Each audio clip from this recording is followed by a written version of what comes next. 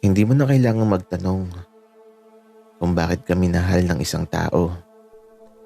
Kasi alam mo, minsan talaga, di natin alam kung bakit natin minahal ang isang tao na hindi mo naman talaga gusto.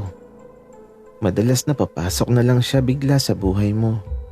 At pagdating niya, bigla na lang magkakakulay ang mundo mo. Nababago pala sa buong buhay mo.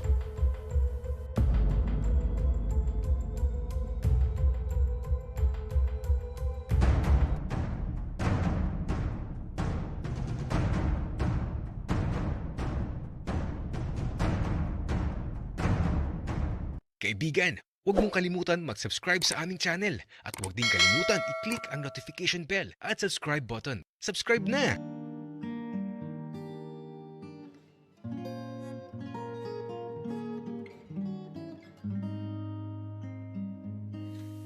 Sa sandaling panahon, mula nang magkakilala kami ni Miguel, napakadami na nang nagbago. Mga bagay na hindi ko maunawaan. Mga bagay na nagpapasaya ng husto sa puso ko ngayon. Miguel, may tatanong ako sa'yo.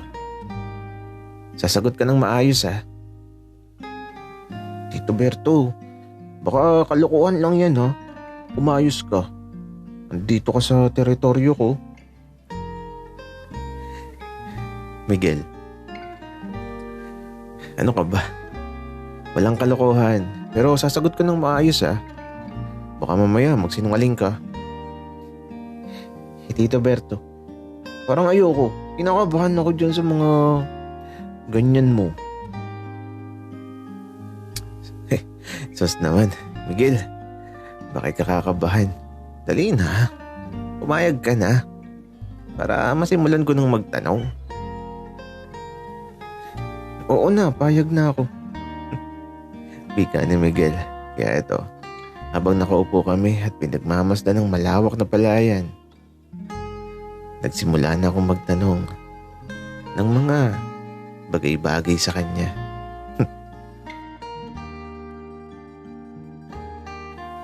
Miguel, nung una mo ako nakita, anong masasabi mo?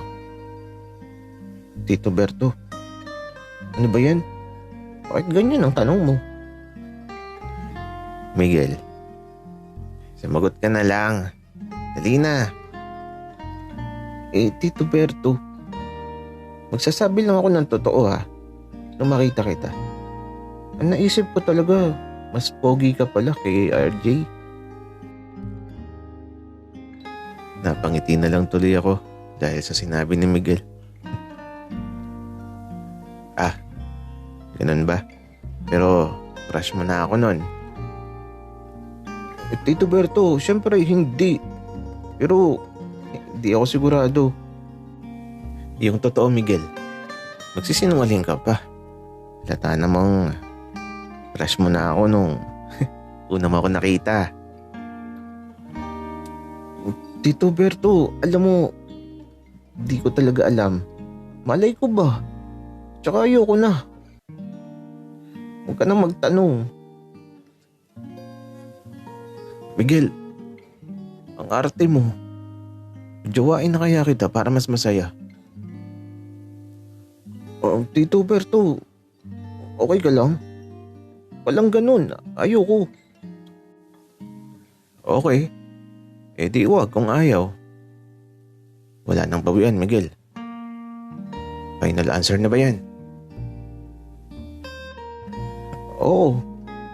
Ayoko, Tito Berto. Okay. Di wow. Tara na nga. Mauwi na tayo sa inyo. Makatulog muna, tinaantok ako. Kaya ito. Tumayo na ako at iniwan ko na si Miguel. Ewan ko ba pero natatawa ako kasi naman alam kong pinipigilan lang ni Miguel ang sarili niya. Kasi ako, gusto ko talaga siya. At di magbabago yun. Ganito ako magmahal eh. Kapag gusto ko, walang makakapigil sa akin.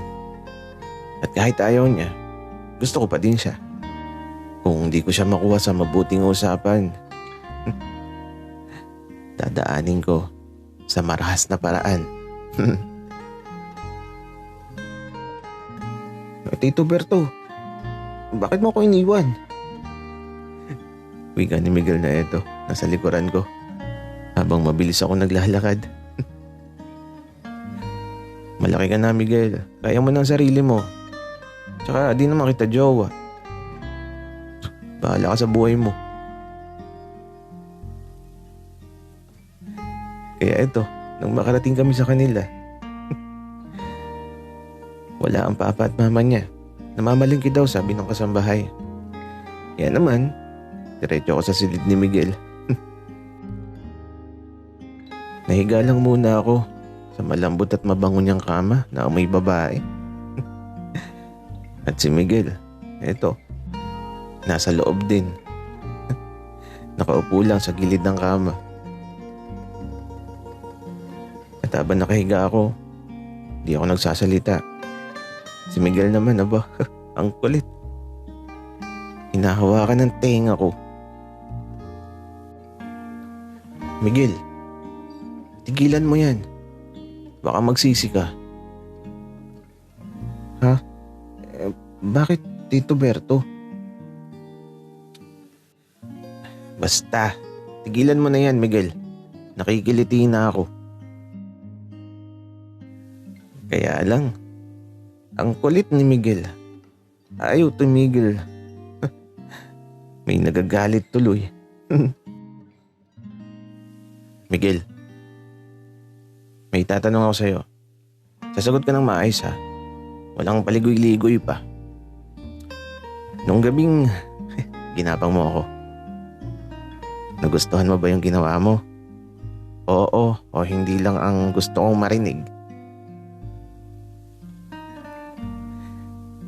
Pagkatapos kong itanong yun, syempre, dahil galit na yung alaga kong mabait, inilabas ko na siya habang nakahiga ako at eto, pinagmamasdan ko si Miguel na hala, di na nakapagsalita dahil sa nakikita niya. Tatayo sana siya, tila ba tatakas. Kaya lang, nahawakan ko siya sa braso at hinila ko sa kama. Kaya ito, wala na siyang kawala. Tito Alberto, sisigaw ako, bahala ka. Miguel, wala pang nangyayari. Sisigaw ka kaagad.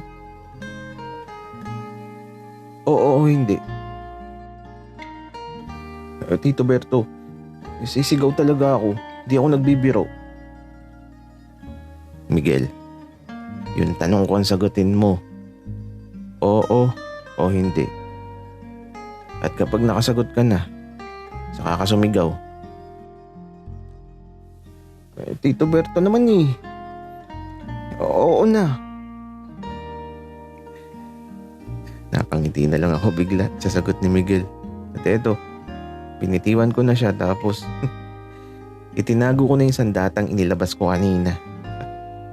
Ang mahalaga, nalaman kong nagustuhan din naman pala niya. Oh, akala ko ba sisigaw ka, Miguel? Oo nga eh. Kaya lang, anong isisigaw ko, Tito Berto?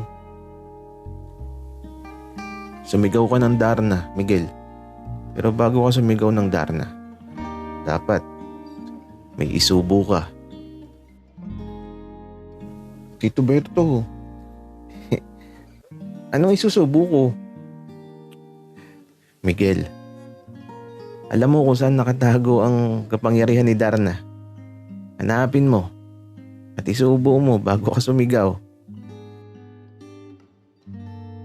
Oh, Tito Berto, natatakot ako. Okay lang, Miguel. Isipin mo na lang tulog ako. Ipipikit ko ang mga mata ko at gawin mo lang kung anong gusto mo na gusto ko din.